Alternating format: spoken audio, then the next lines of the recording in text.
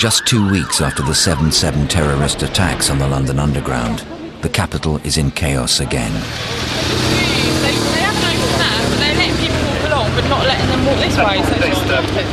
Well, an incident's happened here. It's been sealed off. Yeah? Listen to me. You'll have to find your way around. This is obviously Shepherd's Bush Green over here to my left-hand side. That has completely been cordoned off. The area evacuated.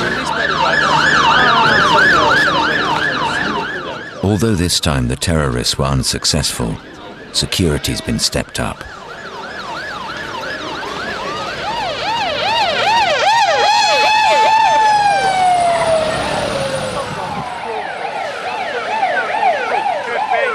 Okay then, cheers, top. No, go full suspension. The armed response is on the way. The Network Operations Centre, which monitors incidents on the tube, is busier than ever. Set 46. Okay, so they're evacuating the station as a precaution. Obviously, we need people down there to ascertain the situation. Well, they're in the process of evacuation, plus they've got unattended packages because the person's leaving some of their property behind. Is it never ending? Right. We just put Bond Street up because there's a Central Line train with an unattended bag just left Oxo going towards Bond Street. So it's going to be checked out of Bond Street now. Network Operation Manager. I would say that looks very much like he's just set everybody off. The London Underground recovery operation, headed by Howard Collins, presses on in a climate of unprecedented tension. Howard is up at dawn to board the very first train back into Aldgate. But for traumatised train operators such as Steve Eldridge, it'll be several weeks before he's ready to make what was once a routine journey. I've got to go back to Aldgate again. What I can do about this, or what I plan to do, is just go down to Liverpool Street and then walk from Liverpool Street across to Aldgate, so that I'm not actually going in on the train. I am planning to go down onto the track and go back to the area where the incident took place, just to satisfy myself that really that it's all over. All stations to Aldgate, please stand clear of the doors. I mean, obviously the last 2 weeks I've worked on the recovery of all three sites. This is a pretty solemn occasion for us, but a great occasion. The tube is returning to normal. So is this your first trip down, or did you do some test running? Yeah, this is my first time back here.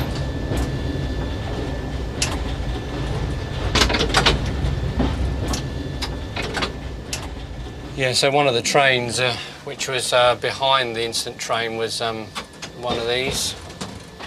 It is very eerie to see three trains in the sidings at this time of day. Normally they're out running.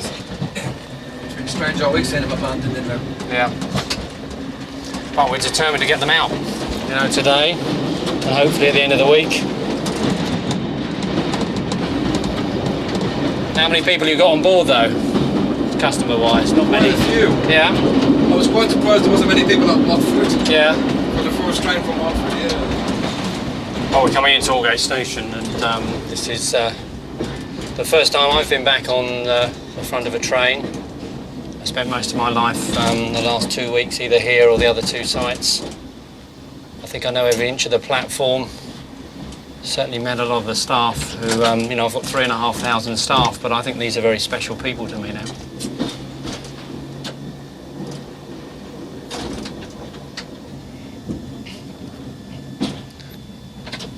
Sort of 1 down and 2 to go for me. Edgware Road and King's Cross.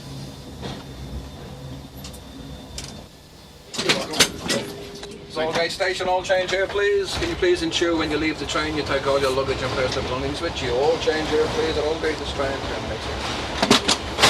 Just checking for sort of anyone who's left anything behind. These are quite tricky trains because they have seats which go this way, so you've got to just make sure nothing's been left between them. I'm amazed actually how 500 articles have been left behind since the 7th of July, which have caused service disruption. Over about 70 major shutdowns of the service because people forget things.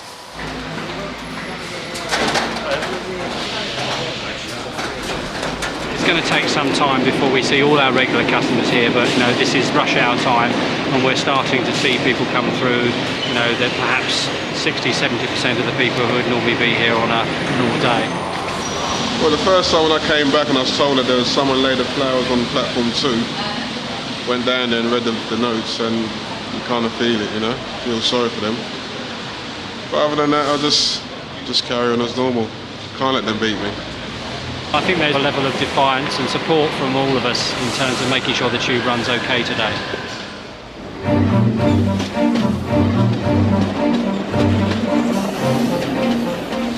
At Edgware Road, now the incident train has been removed, engineers have repaired the damaged cables in the tunnel, and trains are being tested. Steve Gosker is the group station manager. One of the hardest things for me has been yesterday, in fact, when I had to escort one of the families of the bereaved around the station here.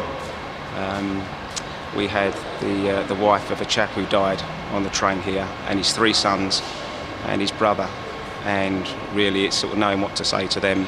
I took them down to this platform here to show them the spot where the train exploded, so they could actually see where their loved one died, which is very, very difficult. They said it was part of the close-out process for them, and that, you know, that they had to do it. They came here and they laid their flowers here, and it was a full week before they'd heard that they'd lost their dad and their husband, so that must have been just unbelievable. Due to the extensive forensic examination on the track between Russell Square and King's Cross, London Underground have only been able to start their recovery work here over the last few days. We're on the Piccadilly line platforms in the heart of King's Cross station. This is, you know, yards away from the incident down the tunnel. Up until very recently, we had no idea what the damage was, what work we had to do to get the service back up and running, and normality back to the tube. You've been down on site and had a look round. I mean, what have you seen down there? I mean, obviously now repaired, brackets back up. The brackets back up. There's still some damaged cables there. Yeah. We still need another clean. Right. But generally speaking, it's going along well. Yeah. The testing of the cables is absolutely critical because we don't know which cables are damaged and which aren't. Right. The visuals you can see, so but the internal damage. We're powering up now, right. And hopefully by the morning we will have tested all the cables, and then we'll know exactly where we are.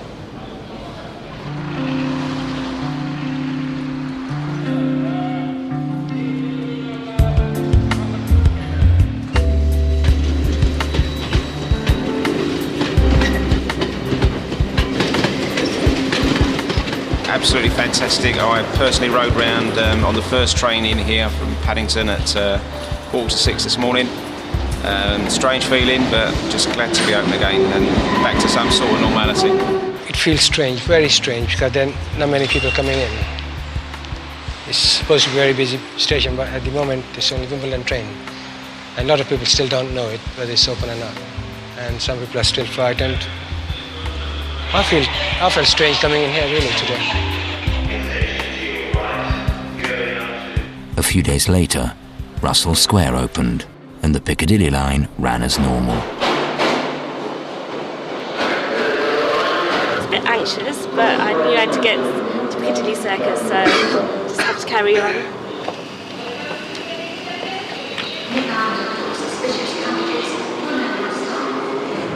You could be a target anywhere. I mean, I don't think you should. Lightning doesn't usually strike twice in the same place, so.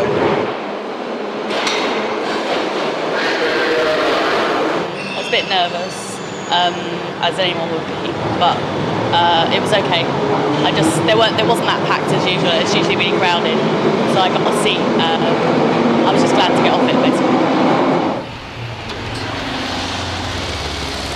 Customer information, train platform 4 is your Hammersmith and City Line service to Hammersmith. Mohammed Jamil is back at work on the Edgware Road platform. In his spare time, he tends to the indoor gardens. Remarkably, the plants were cared for while the station was closed. For the first couple of weeks we couldn't water it, but last week some policemen watered it.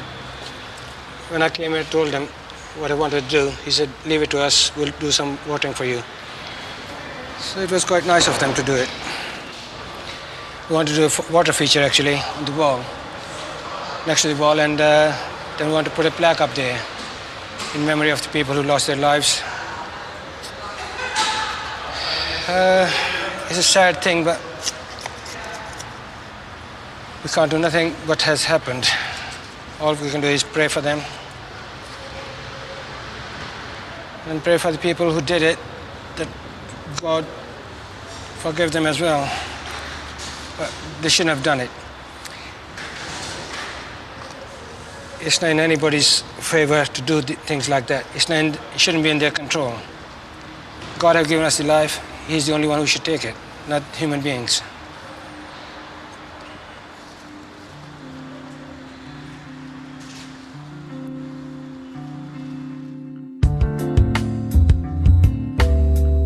A honeymooning couple managed to win Jane over tonight in a bid to make their flight, but what works for some doesn't work for others, it would seem. For battles at the boarding gate, tune in to Sky Real Lives for Airline at 8 tonight.